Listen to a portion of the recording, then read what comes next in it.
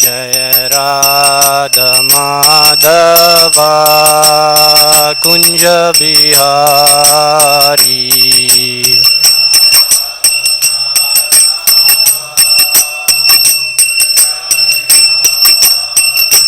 जय राधा माधवा कुंज बिहारी।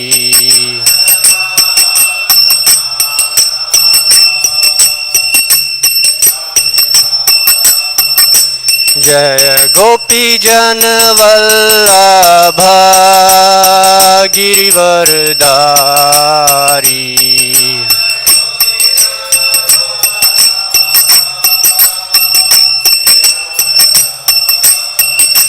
जय गोपी जन वल्लभ गिरिवरधारी।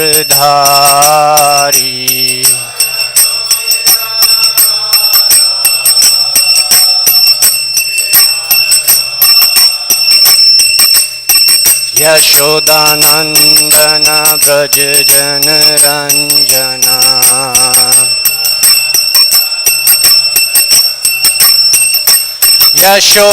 यशोदानंदन ब्रज जन रंजना।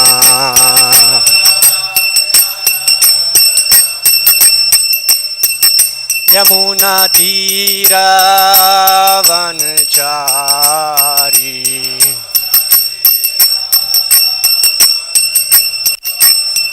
यमुना तीरा वनचारी।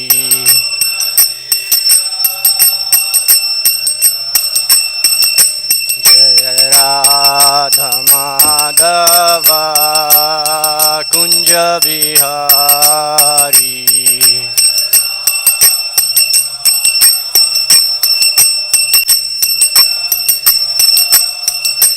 जय राधा माधवा कुंज बिहारी।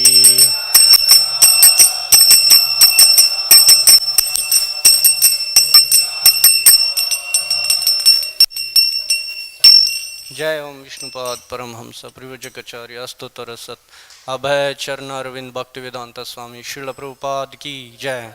इस्कॉन फाउंडर आचार्य बीबीटी फाउंडर आचार्य श्रील प्रभुपाद की जय। ओम विष्णुपाद परमहंस परिव्रजकाचार्य अस्तोत्र सत श्री श्रीमद् भक्ति सिद्धांत सरस्वती ठाकुर गोस्वामी महाराज प्रभुपाद की जय। अनंत कोटि वैष्णव वृंद की जय। ग्रंथ राज श्रीमद् भागवतम की जय। निताय गौर प्रेमानंदी हरि हरि बोल। All glories to the assembled devotees, Hare Krishna. All glories to the assembled devotees, Hare Krishna. All glories to the assembled devotees, Hare Krishna. All glories to Shri Shri Guru and Gauranga.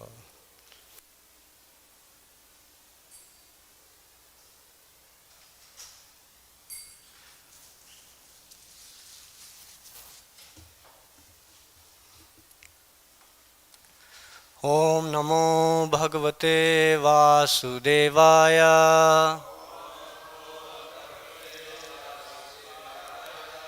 Om Namo Bhagavate Vasudevaya.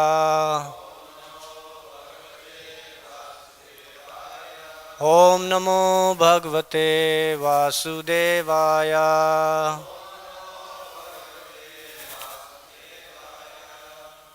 Hare Krishna. Today's topic is Samadarshanam, equipoised in vision. We have text from Srimad Bhagavatam, 3rd Canto, chapter 32, text 25.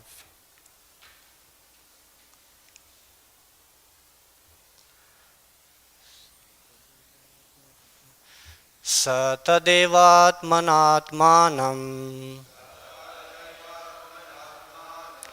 निःसंगम समदर्शनम हेयोपादेय रहितम आरुद्धम पदमीक्षते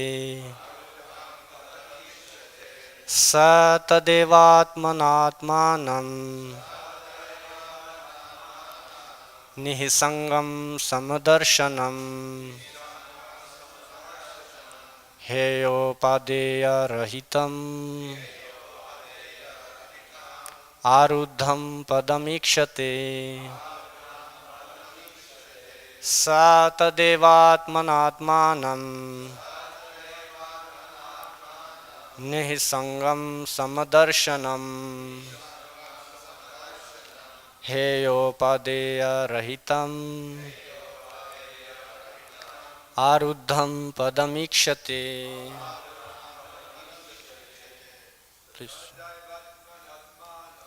स तदेवात्मनात्मानं निःसङ्गं समदर्शनम् हेयोपदेयरहितम् आरुद्धं पदमीक्षते. स तदेवात्मनात्मानं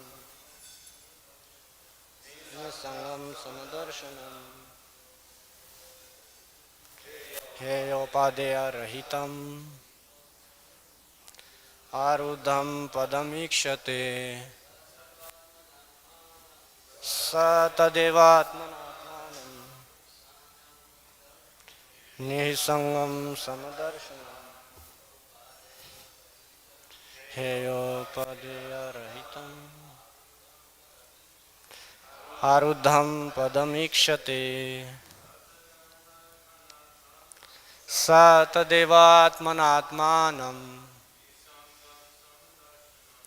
निःसङ्गं समदर्शनम्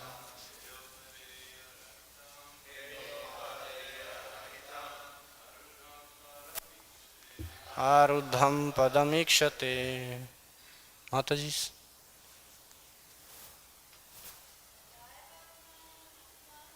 स तदेवात्मनात्मानं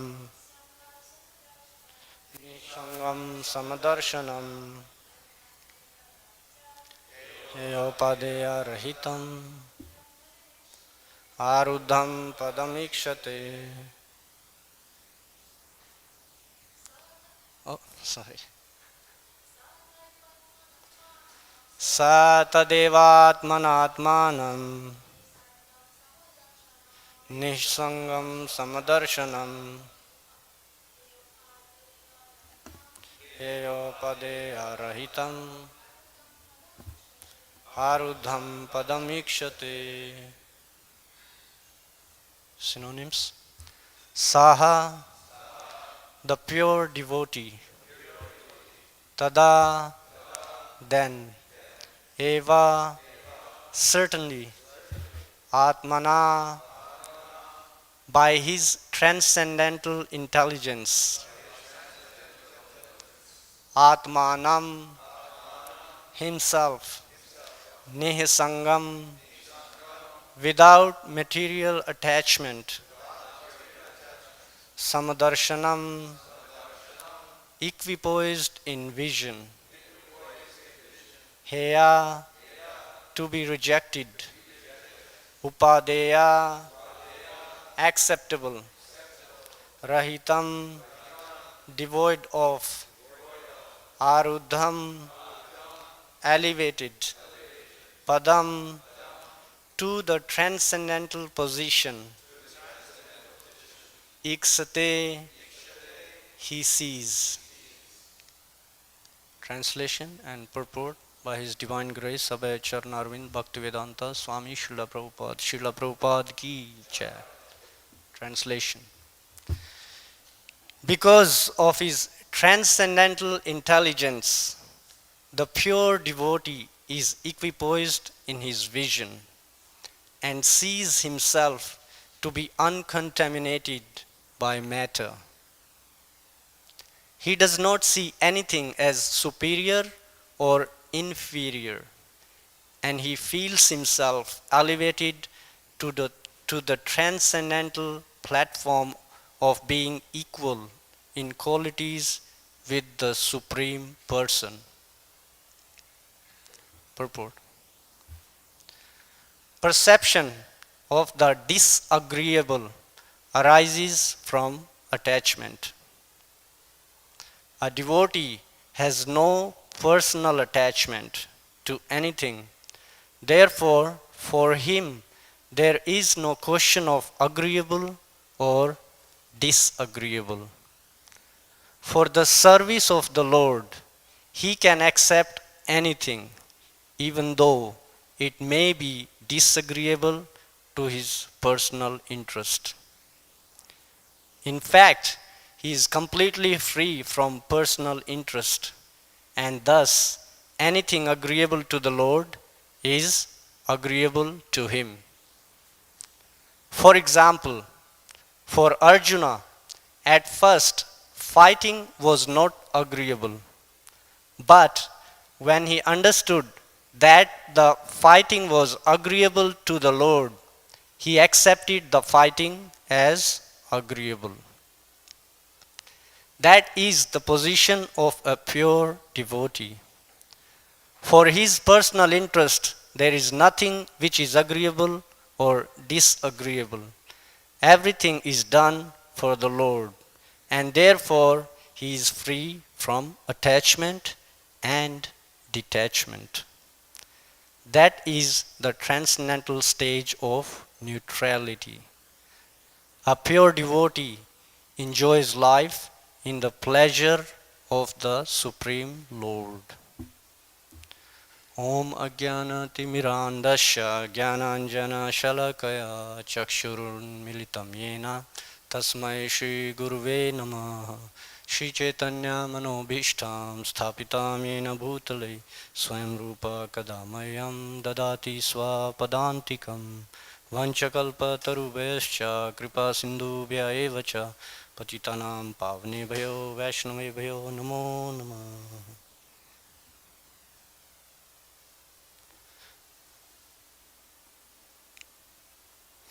Hare Krishna. So, this is a theme that's been discussed in last few verses. Samadarshanam, equipoised in vision. And here Srila Prabhupada is giving more deeper insights on these in the purport. And he's quoting example of Arjuna, how the situation wasn't agreeable to Arjuna and he didn't want to fight on his own accord because he had to fight with his own cousins. I mean, how many of us would do that? But because Krishna wanted it, so Arjuna agreed to it. Arjuna took as his own desire and he fought with his full heart. And we know the whole Bhagavad Gita, it talks about that, how it was very hard for Arjuna to make that choice at start. But when he got this transcendental knowledge, then it was very easy for him to accept it, that this is Krishna's desire and that should be my desire also. So a pure devotee, actually this is just to educate people who are absorbed in material consciousness, who are materially attached. The Bhagavad Gita is actually spoken for those kind of people, so they can be freed from this material attachment. And we can see the first example that we can see, I thought, in Srimad Bhagavatam that is mentioned is Sukadeva Goswami himself. When he took birth, he left home straight away and Vyasadeva is chasing him. My son, where are you going? And there it's mentioned in the Bhagavatam that there were these ladies, they were bathing in the river. So when it's mentioned, when Sukadeva Goswami passed, because he has no material conception, he didn't see any difference between man, woman, plant, animal. He's seeing with his spiritual vision. He is seeing everything as part and parcel of Krishna. So the ladies, they didn't even cover their bodies. But when Vyasadeva came, because he's married, he has wife, and he make that distinction, so the ladies covered themselves when Vyasadeva came. Although Vyasadeva himself is a Shakti Avesh avatar of Krishna, who came to give us all these transcendental knowledge in the form of Vedas, Puranas, Upanishads, Itihasas. So this is a very profound example of someone being completely equipoised in the stage of neutrality. But we know how Sukadev Goswami, although he left, but when he heard some of the disciples of Vyasadeva and they were talking about some of the pastimes of Srimad Bhagavatam of Lord Krishna, he heard them and he was like, oh, there is something more interesting, I have to go back. So that's when Sukadev Goswami, he came back to hear the whole Srimad Bhagavatam from Vyasadeva. And of course we know then he spoke it to Parikshit Maharaj. And Parikshit Maharaj, he actually glorifies Sukadev Goswami. He says that in family life we are actually attached. So to break our attachment, you have come to educate us in this spiritual vision. We heard from Dhruta Karma Prabhu other day in text 23, he was explaining how it talks about there about Brahma Darshanam. And Prabhupada is giving in the purport what Brahma Darshanam means is to realize or to understand the transcendence. And he is explaining in the purport, Brahma Darshanam is not like that you become merged in Brahman and you don't see anything. He is saying Darshanam means you are seeing something face to face. Like I'm seeing all of you, you are seeing me face to face. So he is saying when the yogi is advanced, when he actually have Brahma Darshanam, he can see the Lord face to face. That's what the Hatha yogis, that's their goal. When they are advanced, they want to see the Paramatma. But if their consciousness is not of devotion, is not of service to the Lord, then they become merged in Brahman. But if their consciousness is to offer service, and they don't have this misconception that he is, and that's me, I am seeing my reflection. Many people talk about, oh, you are just seeing your own reflection. You appreciate someone and they say you are seeing your own reflection. So that's not your own reflection. The yogi in advanced stage, they are actually seeing the Supreme Lord face to face. And that's when they get attracted to devotional service. Even Sukadev Goswami, he is described, he was established in Brahman realization. But when he heard these glorious activities of Lord Krishna, he was drawn. Especially there are 3 verses that are more specifically mentioned that actually drew Sukadev Goswami to hearing these pastimes. And one of them was quoted by Uddhava about how Lord Krishna, he is so kind. Putana in disguise came as a mother, but her intention was to kill Krishna. But Krishna, he don't see that intention. He's like, you come to feed me, you are my mother. So he elevated her to the position of his mother. Uddhava is saying, how can I go to someone else? I don't know anyone else who is so kind. Usually you try to harm someone, they would try to do something to you. They will not say, oh, thank you. I appreciate your gesture. No, you would try to protect yourself. But Uddhava is saying, you are so kind. You elevated this lady who come, this witch who come to kill you, and you elevated her to the position of your mother. So how can I take shelter of someone else? There are 3 verses, this is one of them. And hearing these kind of statements, these pastimes, Sukadev Goswami was like, I want to go and hear more. And same was the situation of Parikshit Maharaj. He was about to die. But what is he saying? He is a great king. He is king of the whole planet at that time. But he left everything. How many of the leaders can do that? Generally, they have to be killed or removed by force by some other powerful leader. We can see even in present history. Because when you are in some leadership position, it's natural. You get some benefits, you get attached to it. You don't want to give it up. And but here we can see, it's not only Sukadev Goswami, the Parikshit Maharaj is also completely detached like that. He didn't think twice. He left the whole kingdom and he's like, I want to hear this. I mean, at the time of your death, when you know you only have 7 days, I don't know how many of us we can just sit and hear Bhagavatam, and especially when he's starting with topics like creation of the universe. When you are about to die, why would you be interested to hear about creation of the universe? How is it going to help you? But Sukdev Goswami and Parikshit Maharaj, they are absorbed in this. So, this what Srimad Bhagavatam is giving to us, this spiritual vision, which can help us become free from this attachment and detachment, which can help us become equal, develop this equal vision, spiritual vision, so we can see the desire of the Lord and we can accept that as our own desire. So this from the purport. There is no inebriety in the spiritual varieties. So Srila Prabhupada was explaining that materially, what do people see? People see this is good, this is bad. This is moral, this is immoral. Even they blame Krishna. Krishna was immoral. So many pastimes they say this was immoral act of Krishna.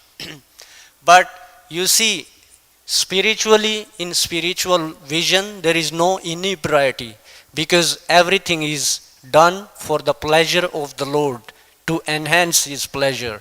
And the devotees can understand this. And therefore, they are naturally, they are inclined to serve Him. But a materialist, a person who does not have this spiritual vision, they would not be attracted to devotional service. They would not be attracted to engage in spiritual activities. In the previous verse, either in the material world or in the spiritual world, his equipoised mind is completely manifested. He can understand that in the material world there is nothing good. Everything is bad due to its being contaminated by material nature. So, material nature, whoever comes here, naturally they have this attachment and detachment. Mind, bhoga tyag, the mind accepts and rejects. These are the two functions of mind. And that's what's being described here. In the first verse, 23rd, he's talking about Brahma Darshanam, seeing the Lord. And in this one, he's going more subtle to the mind. And he's explaining the functions of the mind. He says here, Priyam, Apriyam. You see some things as favorable and other things as unfavorable. So this is a verse from Chaitanya Charitamrita. This is how devotees see, a pure devotee especially. Anukulasya sankalpa pratikulasya varjanam. Whatever is favorable to devotional service, a devotee accepts it. And whatever is not favorable, a devotee rejects this. So this is the spiritual vision, how to see something favorable and not favorable, or agreeable or not agreeable. These are actually 6 symptoms of a pure devotee who is completely surrendered, full surrender. So in this purport, Srila Prabhupada was giving some deeper insights. So I picked those. Atma Nikshepa. What's full self-surrender? Someone wants to read this? Shamurari. You want to read this? Self-surrender means remembering that one's activities and desires are not independent. The devotee is completely dependent on Krishna, and he acts and thinks as Krishna desires. Krishna personally causes his devotee to forget material activities, and through the agency of Maya, Krishna causes the non-devotee to forget his devotional service to the Lord. This is called amoha. So, in the purport, Srila Prabhupada is saying that someone may ask, how is it like a devotee becomes drawn to devotional service, whereas the materialist, they are not drawn to devotional service. So this is the explanation he was giving, that it's Krishna who actually attracts the devotee. He helps the devotee to remember devotional service and to forget Maya.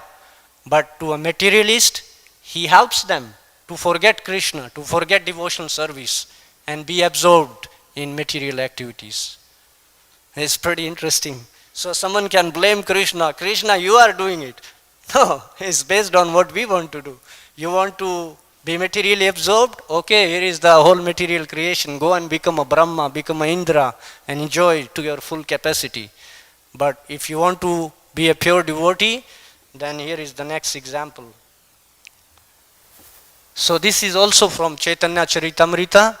Now, since we just celebrated Rath Yatra, and it was like a phenomenal festival, everyone, I hope no one can deny that here. And the whole Venice, Santa Monica was absorbed in loud cries of chanting, Hare Krishna, Krishna Krishna, Hare Hare, Hare Rama, Rama Rama, Hare Hare. I was there, Nekatma Prabhu was leading Kirtan, and more devotees were coming, and he was getting more and more charged up, and everyone was like jumping, like almost like getting close to the height of Jagannath. So I was pretty ecstatic, and I saw like there was one person actually, I found out later, he's doing some recordings for the events in Santa Monica. He recorded the whole event from start of the parade, and then he came to the Venice and he recorded the whole thing. It's incredible. So many kinds of people were drawn. And here, this is a verse, the verse on the 168. This is in first chapter of Antelila. This is the verse Lord Chaitanya quotes, expressing his mood. Ya Kumara Hara Sa Evahi Varasta Eva Chetra Shapas. That very personality who stole my heart during my youth is now again my master. So this is the verse Lord Chaitanya quoted, seeing Lord Jagannath, and he is expressing actually the mood of Radharani. This verse is actually spoken by Radharani, because when she saw Krishna in Kurukshetra, that's when she quoted this verse, that you are the same Krishna, but I don't feel the same attraction. We have to be in Vrindavan. So Rupa Goswami, when Lord Chaitanya recited this verse in the Rath Yatra, Rupa Goswami heard him, and he straight away, he came up this verse 169, which is quoted again by Krishnadas Kaviraj Goswami in 114 in the same chapter. So there Rupa Goswami is saying, Priya Soyam Krishna Sahachari Kurukshetra Militas. So then when Lord Chaitanya, he would come to see Haridas Thakur and Rupa Goswami every day. After he take darshan of Lord Jagannath, he would bring some prasad for both of them. He would come and see them every day. And so one day he saw this, he asked him, so what you are right? Actually, on the way, Rupa Goswami, when he was going to Jagannath Puri, he had to go to Bengal first, because he wanted to meet the devotees in Bengal and then go to Jagannath Puri to see Lord Chaitanya from Vrindavan. So on the way, he got a little late. He couldn't meet the devotees because his another brother, Anupama, he died. So he had to take care of that. So he couldn't see the devotees in Bengal. They left for Jagannath Puri. But he was writing this drama, and he made it as one drama of Krishna's pastimes in Vrindavan, Dwarka, Mathura. So on the way, he actually stopped. On the way to Jagannath Puri, he stopped at a place called Satyabhamapura. This is a village on the way to Jagannath Puri. So there, in his dream, Satyabhama comes and she tells him, I don't want you to mix these two pastimes, Vrindavan and Dwarka. I want you to make a separate play for my pastimes. So Satyabhama, we know, she's the left wing in Dwarka. She's like, we cannot mix these two things. So then when Lord Chaitanya, when he came to Jagannath Puri, Lord Chaitanya, he confirmed that. Lord Chaitanya told him that you cannot take Krishna out of Vrindavan. He said, Krishna out of Vrindavan is Yadu Kumar. And Krishna in Vrindavan is Yashodanandan. He cannot go out of Vrindavan. But Yadu Kumar, he is the king. he can go out of Vrindavan, he can stay in Dwarka, no problem. But Yashodanandan, he stays in Vrindavan, he doesn't step out of Vrindavan. So Rupa Goswami understood that this is what I have to do. So he wrote two plays then. One is Vidagdha Madhava, which talks about pastimes in Vrindavan, and another one is Lalita Madhava, which talks about pastimes in Dwarka and Mathura. So we can see Rupa Goswami, he personally saw this, like Prabhupada is giving example of Arjuna. Rupa Goswami, he had to engage in service of this Nawab Hussain Shah. He had to help him with the administration, and same with Sanatan Goswami. On their own accord, they didn't want to do it, but Nawab told them, if you don't do it, I will destroy all these Hindu temples and you cannot do any Hindu activities. But if you help me in the administration, because he could see they are very intelligent and they were already very popular among people. So influential. Everyone wants influential people in their team. So he was like, if you guys help me with the administration, I will let you build temples, do whatever Hindu activities you want to do, but you help me with the administration. So although they didn't want to do it, they are Brahmanas, they don't want to engage in political activities. They actually come from the very topmost Brahmana family, but still, for the benefit of everyone, they took this service. Okay, we will help you, no problem. And then, but they were always absorbed in these activities, and they were always, Rupa Goswami always wanted to meet with Lord Chaitanya. They even wrote him letters, but he didn't get response. And so when they met Lord Chaitanya, that's when Rupa Goswami, he comes up with this mantra we chant every day for Lord Chaitanya, glorification of Lord Chaitanya, Namo Brahmanaya Devaya. So he glorifies Lord Chaitanya. And then Lord Chaitanya actually empowered them. When he read this verse, Swarup Damodar was with Lord Chaitanya. He asked him, how does this guy understand my mood? How he understands what's in my heart? And then Swarup Damodar, of course, he said, you must have given him your mercy. How else he can understand this? And then Lord Chaitanya confirmed this, that yes, when we met at Prayag, so this is the second meeting in Jagannath Puri. First meeting was in Prayag. So he said, when I met him there, I could see he's a very sincere person. And he's someone who I can empower to write about bhakti, write about devotional service. And that's how he gave us this Bhakti Rasamrita Sindhu, where he expounds on devotional service. And Srila Prabhupada, he gave us nectar of devotion to get the essence of Bhakti Rasamrita Sindhu. So this is how, but again, Lord Chaitanya, when it comes to verse 114, it's the same verse repeated there. So there, he came with more devotees. Ramananda Rai was there, Swarup Damodar was there. So there he actually, it's mentioned in Chaitanya Charitamrita that he wanted to see, because Rupa Goswami was getting a lot of personal attention of Lord Chaitanya. So some devotees can get envious. Why is this person getting so much attention? I'm not getting it.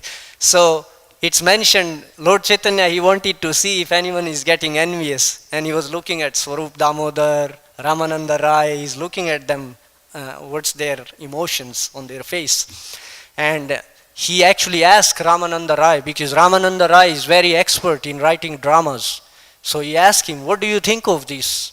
And he even asks Rupa Goswami that kindly recite this verse, hearing which everyone's lamentation and attachment goes away. Does anyone know what verse is this? It's a very famous verse talking about chanting of the names of Krishna. I didn't write it here, I think. No. It's the verse Tunde Tundavali.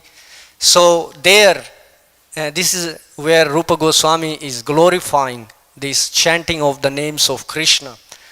So Lord Chaitanya is asking him again and again, and Rupa Goswami is feeling hesitant. He don't want to, in front of so many glorious devotees, he don't want to be like, I'm so great, I've written this, Lord Chaitanya is attracted to my writing. So he's in like that humble mood.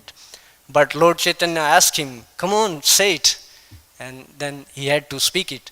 So all the devotees, they were glorifying Rupa Goswami. They started dancing and chanting, and Lord Chaitanya was very pleased with that.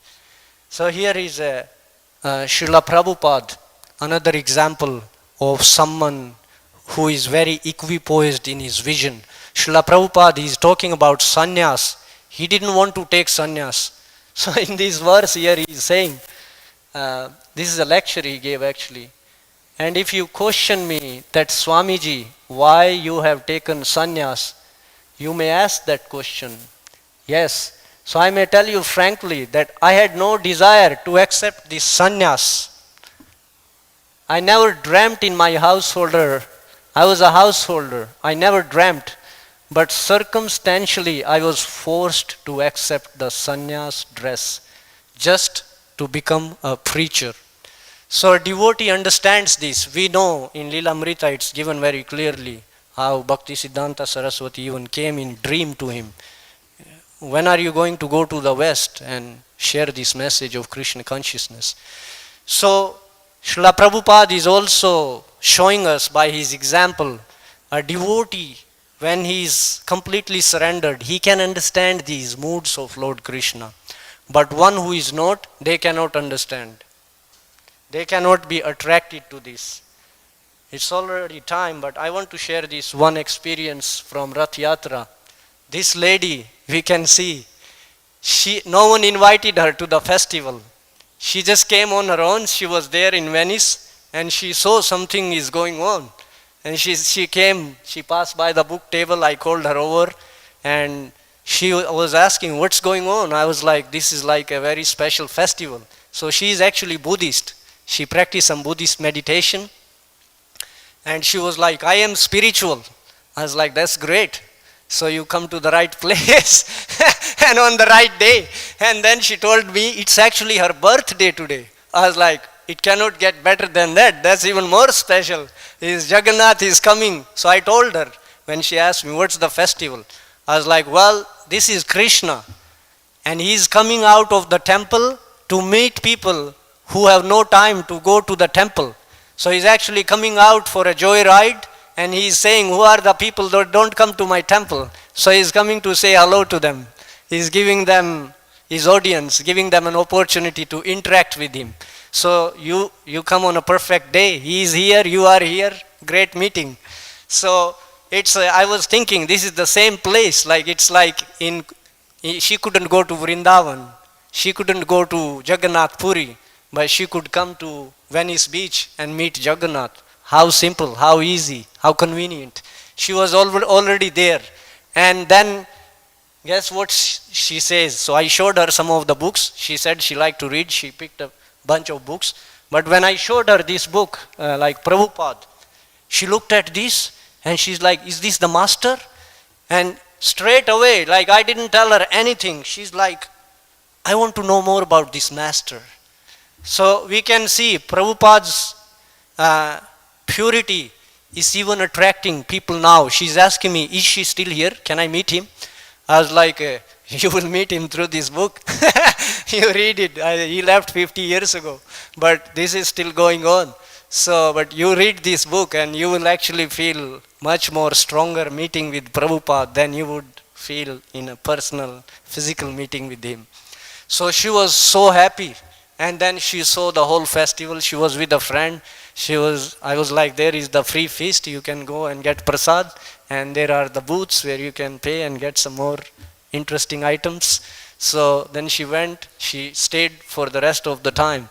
And she was so happy. She came back at the end. She was like, I want to ask you more. I was like, okay, sit here. So she said, we are also practicing. I practice meditation. So what's the difference? I was like, well, the difference is this, that here, you see Jagannath, he is Krishna, he is a person. He is not like you just become nothing after you become, after you attain nirvana. So I was telling her how Buddha, he taught how to attain nirvana and he promoted ahimsa, non-violence. It was like these are two main teachings he was promoting. And Bhagavad Gita, it teaches you what you should do when you attain nirvana. That's how Bhagavad Gita starts. Because you know, first lesson Krishna gives is, you are not the body. You have to go beyond the body. And most people, they cannot go beyond that. They are stuck on that. They see like, I'm from India, you are from Argentina, you are from America, you are from UK, all these things. They just see like that. But we see Sukadeva Goswami, he wasn't seeing like that. He's like no conception of that. He's seeing you as a spirit soul, as a part and parcel of Krishna. So I told her that you have to see that, and then you have to engage in devotional service. When you understand that God is a person, you have to serve him. So you have to offer service. That's what the Bhagavad Gita teaches you. And she started thinking more. I was like, okay, I am meditating, but maybe I need to do more. So anyways, she wanted to talk more. I was like, we have to pack up. It's like everyone is gone. But you can come to our temple and find out more. So probably she will come. Maybe she'll come for Balaram Purnim and find out more about the temple. So like this we can see, like people are just, they have no idea. They are thinking they are practicing some kind of spirituality, they are transcendental, but actually they are not. They are still thinking, I am a Buddhist. She is thinking I am a Buddhist. She don't even know Buddha is Krishna actually. But one point I want to share about how the Buddhist, they actually see Jagannath as the Lord. They accept Jagannath as Buddha actually. So when King Ashoka was there, this is given in the history of Orissa, in the records of Orissa. And so when King Ashoka was ruling, then Buddhism was spreading in many parts of the world. That's how Buddhism spread actually, because he sponsored Buddha. Externally we can say, who can sponsor Buddha, who can help Buddha, but he was, to people's vision, King Ashoka was helping Buddha preach Buddhism. And they even captured Jagannath temple at that time. They said, he is Buddha. They accepted Jagannath as Buddha because, Jagannath is not like an ordinary deity, like a regular deity like Krishna, holding a flute, having arms. You don't even show full arms and full legs. And another place I was reading, Srila Prabhupada is writing in the purport that Jagannath, he's showing that I don't need hands to accept the offerings of devotees. I don't need feet to go places. I can go without feet. And we can see he has so many feet, so many devotees were pulling the chariots. Even those who don't know, they just come and hold I saw one lady, she was like, give me the rope, and we were about to start pulling. He's like, give me the rope first. I was like, yeah, you stand here first. So it was so interesting. So like that we can see, it's actually very attractive, even to ordinary people. So how can it not be attractive to devotees? So we are very fortunate. We can engage in so many wonderful activities, and we can actually become more fortunate by meeting people like her. She is ready. I just had to be there. If I wasn't there, I wouldn't meet her. Maybe someone else would meet her. But I happened to be there, so it was very inspiring for me. It was like, look at her, how interested she is. I wish I could read this book with such enthusiasm. So that's the devotee's life. They see Krishna's desires, and that's what they show by their life also. We can see Prabhupada, he's gone 50 years ago. But this lady is like, I want to meet this master. I want to know more about this master. So it naturally does that. Actually, a pure devotee, I hear Brigupati Prabhu, he often quotes this verse. It's in 4th canto.